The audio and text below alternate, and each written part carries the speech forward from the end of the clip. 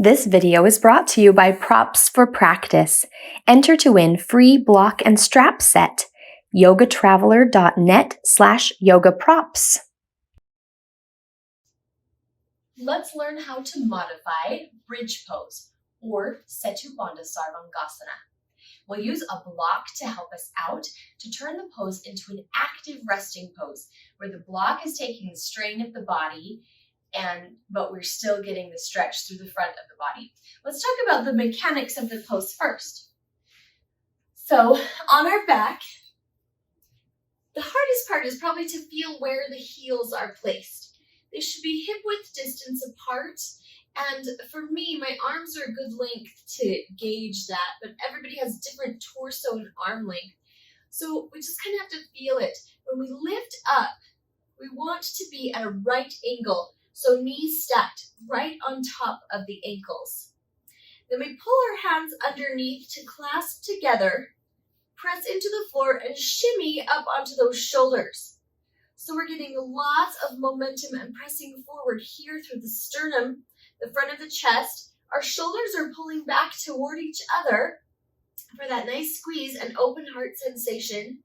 And we don't let our legs splay open to the side. We keep our knees right on top of those ankles, so we feel some engagement in the hamstrings and the glutes as well. Definitely my low back is stimulated, and that stretch through, or the strengthening that's happening in the hips, the hamstrings, and the glutes. And our feet stay parallel. If we start to turn our toes out, our knees go too, and we put too much strain on our knees. So keep those feet parallel. You also will feel a stretch through the front of the body. So we're strengthening our back body and stretching our front body. I'm going to take it down, and as I pull down, I'm going to tuck my pelvis so that the low back connects completely to the floor. There's no curve in my spine. This is lengthening out my back to counterbalance that lift that we just took. So that's an option to clasp our hands underneath. A couple of variations that I like to pull my hands out to a T and lift up. This will stretch the shoulder blades apart in the low back and move you right up to the base of the neck. So that feels nice sometimes, as if you have some shoulder strain or neck strain, you could try that. Another option is to make a shelf with your hands.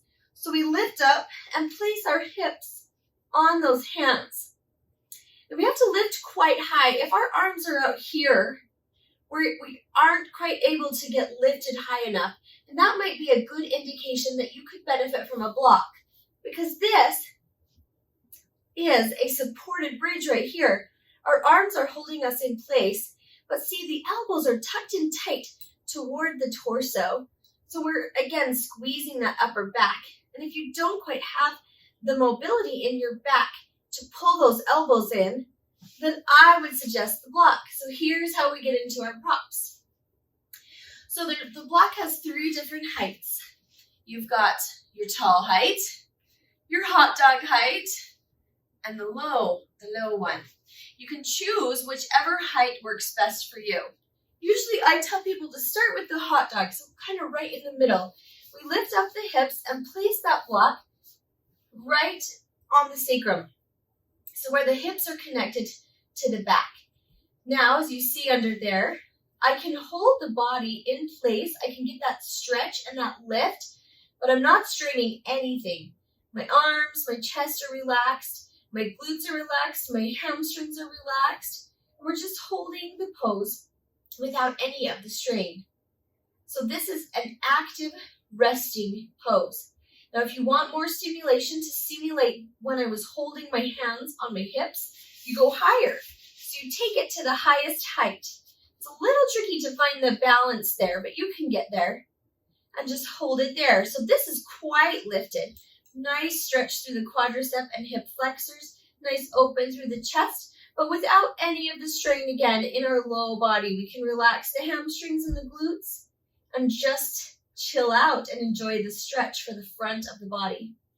And of course, if you wanted to be ultra gentle, maybe you're just cooling down after your practice or starting to warm up to begin practice, You can take it to the flat side. That will support part of the low back and the hips as well. The top of the hips, the sacrum. And I'm not very lifted here, so I won't be getting a lot of stretch here, but I will be taking some strain off of my back by elevating and tilting the hips with the help of the block. So, those are some great tools to use the block with to benefit your practice. I hope you enjoy bridge pose or Setu Bandha Sarvangasana today.